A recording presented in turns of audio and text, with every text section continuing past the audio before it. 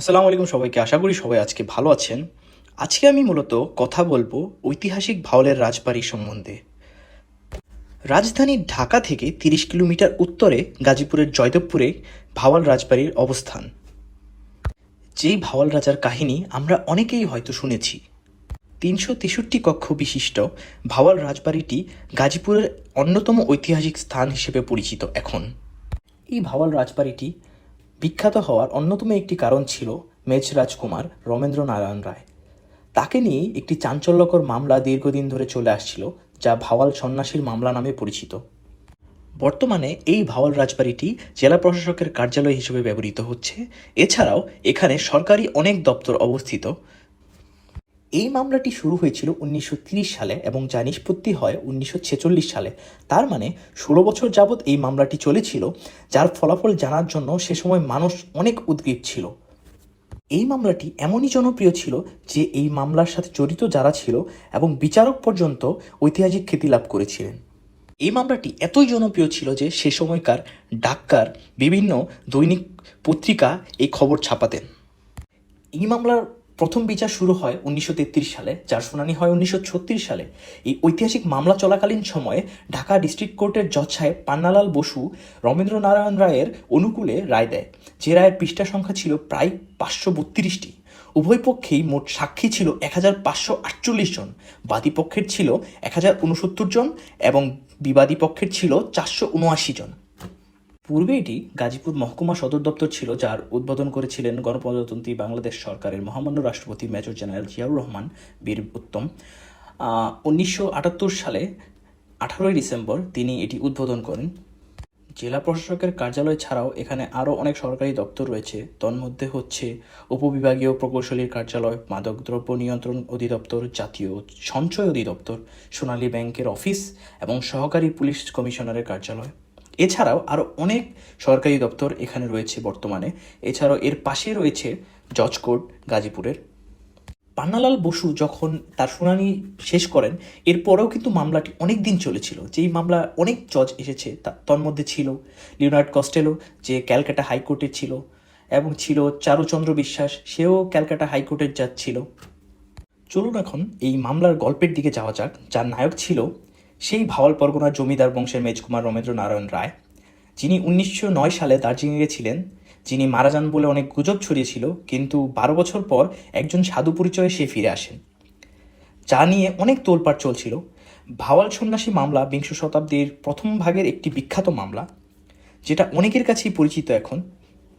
রমেন্দ্র নারায়ণ রায় অথবা ভাওয়াল রাজা ছিলেন এই স্টেটের জমিদার বংশের রাজকুমার। ৩ ভাই মিলে তারা এই জমিদারির দেখাশোনা করতেন। এই স্টেটে প্রায় ৫ লাখ প্রজা বসবাস করতেন। এই রমেন্দ্র নারায়ণ রায় ৩ ভাইয়ের মধ্যে দ্বিতীয় ছিলেন, যিনি আমোদ ফুর্তি এবং শিকার পছন্দ করতেন। আমরা অনেকেই হয়তো তার বিখ্যাত চিত্রটি দেখেছি, যেখানে রমেন্দ্র নারায়ণ রায় একটি বাঘ শিকার করে তার উপর দাঁড়িয়ে আছেন। তার একটি বোন ছিল যার নাম ছিল জ্যোতির্ময়ী দেবী। সে তার ভাইকে খুবই ভালোবাসতেন, সে সবসময় তাকে মেজদা বলেই ডাকতেন। এই রমেন্দ্র নারায়ণ রায় বিভাবতী দেবীকে বিয়ে করে। বিয়ে করার পরও তার অনেক রক্ষিতা ছিল। হঠাৎ একদিন রাজা সাহেব জানতে পারেন যে তিনি যৌনরোগ সিফিলিসে আক্রান্ত, যার ফলস্বরূপ তাকে এখন বায়ু পরিবর্তনের জন্যে দার্জিলিং যেতে হবে। এই দার্জিলিং যাওয়ার কিছুদিন পরে তিনি পরলোক গমন করেন, যেটা লোকমুখে শোনা যায়। তখন তার বয়স ছিল ২৫ বছর। তার মৃত্যুর কারণ হিসেবে লেখা হয় গল ব্লাডারে পাথর ছিল তার, এবং দার্জিলিংয়েই তার শবদেহ দাহ করা হয় এবং বিভিন্ন শ্রাদ্ধ অনুষ্ঠান পালিত হয় সে সময়ই। হঠাৎই শেষকৃত্য হওয়ার সময়ই শিলাবৃষ্টি হয়, যার ফলস্বরূপ মানুষ যারা ছিল ওখানে তারা সবাই ওখান থেকে সরে যায়। সরে যাওয়ার পর তারা যখন আবার ফিরে আসে, পরিস্থিতি স্বাভাবিক হলে, তখন তারা রাজা সাহেবের লাশটি দেখতে পায়নি।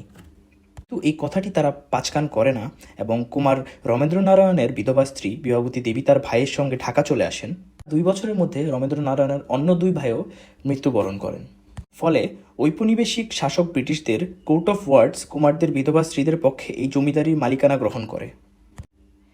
এ সময় রমেন্দ্র নারায়ণের শবদেহ গায়েব হয়ে যাওয়ার গুজবটি ক্রমেই চারদিকে ছড়িয়ে পড়ে এবং এটাও শোনা যেত যে অনেকেই তাকে জীবিত দেখেছে বিভিন্ন জায়গায়, এবং যার ফলে তাকে অনুসন্ধানও করা হয় অনেক জায়গায়, এবং সবাই বিশ্বাস করতেন যে তাদের রাজা রমেন্দ্র নারায়ণ বেঁচে আছেন।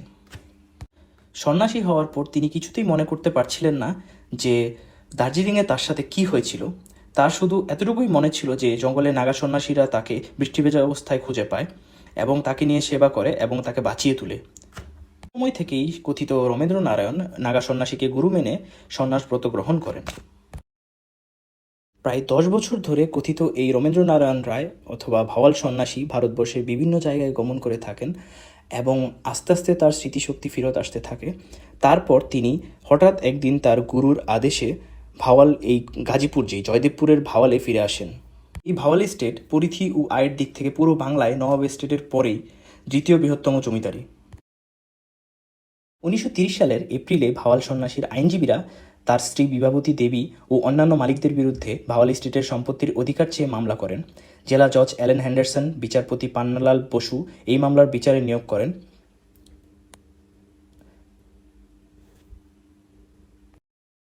এই মামলায় বিজয়চন্দ্র চক্রবর্তী ভাওয়াল সন্ন্যাসী কথিত রমেন্দ্র নারায়ণ রায় এর প্রধান উকিল হিসেবে কাজ করেন এবং বিবাদী পক্ষের উকিল ছিলেন অমিয়নাথ চৌধুরী। বিচার শুরু হয় 1933-এ, যা আগেই বলেছি শেষ হয়েছিল 1936 সালে, কিন্তু সব কিছু মিলে এই প্রায় সময়টা গড়িয়ে যায় 16 বছরে, যা 1946 সালে শেষ হয়। বিবাদী পক্ষের আইনজীবীরা অনেকভাবেই কৌশলে চেষ্টা করে যে এই ভাওয়াল সন্ন্যাসী ভাওয়াল রাজা নয় অথবা রমেন্দ্র নারায়ণ রায় নয়, কিন্তু তারা সবশেষে ব্যর্থ হয় এবং যে ভাওয়াল রাজার পক্ষের আইনজীবী ছিল অর্থাৎ কথিত রমেন্দ্র নারায়ণ রায়ের পক্ষের আইনজীবী, তিনি আইডেন্টিফিকেশন ডেটার মাধ্যমে প্রমাণ করে দেন যে তিনিই সেই ভাওয়াল রাজা রমেন্দ্র নারায়ণ রায় অথবা ভাওয়াল সন্ন্যাসী। 16 বছর ধরে আদালতে চলতে থাকা যুদ্ধে জয়ী হওয়ার ঠিক একদিন বাদে কালী মন্দিরে পুজো দেওয়াকালীন সময় রহস্যজনকভাবে হৃদরোগে আক্রান্ত হন ভাওয়াল সন্ন্যাসী এবং এর দুদিনের মাথায় তিনি মারা যান। কেউ বলে যে তাকে বিষ দেওয়া হয়েছিল অথবা কেউ বলে যে সে স্বাভাবিকভাবে মৃত্যুবরণ করেছে। অনেকেই বলে যে তিনি একজন প্রতারক ছিলেন, যে ভগবানের আদেশে মৃত্যুদণ্ডপ্রাপ্ত হয়েছে। এই ভাওয়াল সন্ন্যাসীর ঘটনা আজও সারা পৃথিবীর আইনের ইতিহাসের পাতায় অন্যতম এক রহস্যময়, ঐতিহাসিক ও বিতর্কিত মামলা হয়ে গেছে, যা এখনও মানুষ মনে করে থাকে। বর্তমানে যে এই জেলা প্রশাসকের কার্যালয় হিসেবে ব্যবহৃত হচ্ছে ভাওয়াল রাজবাড়ি, এর মধ্যে আরও বিভিন্ন দপ্তর যোগ হয়েছে। এখন যেটা দেখতে পাচ্ছেন এটা হচ্ছে সেই বিখ্যাত ভাওয়াল রাজার রাজদিঘির পাড়। বর্তমানে এখানে তেমন কিছু করা হয় না, আগে এখানেই ভাওয়াল রাজারা স্নান করতেন। আসলে এই ভাওয়াল রাজবাড়ি সম্পূর্ণরূপে দেখানো সম্ভব নয়, কারণ অনেক জায়গায় আছে যেখানে এখন যেতে দেওয়া হয় না প্রশাসনিক কাজের জন্যে এবং নিরাপত্তার স্বার্থে। তাও যতটুকু আমি পেরেছি আমি চেষ্টা করেছি আপনাদের দেখানোর জন্য। আশা করি আপনাদের ভালো লেগেছে এবং যদি ভালো লেগে থাকে আপনারা অবশ্যই সাবস্ক্রাইব করে নেবেন এবং লাইক করবেন। অ্যান্ড নেক্সট ভিডিওর জন্য অবশ্যই আপনারা বেল আইকনটা ক্লিক করে নেবেন যেন নেক্সট আপডেটগুলো আপনারা পেতে থাকেন। Thank you very much for watching my video.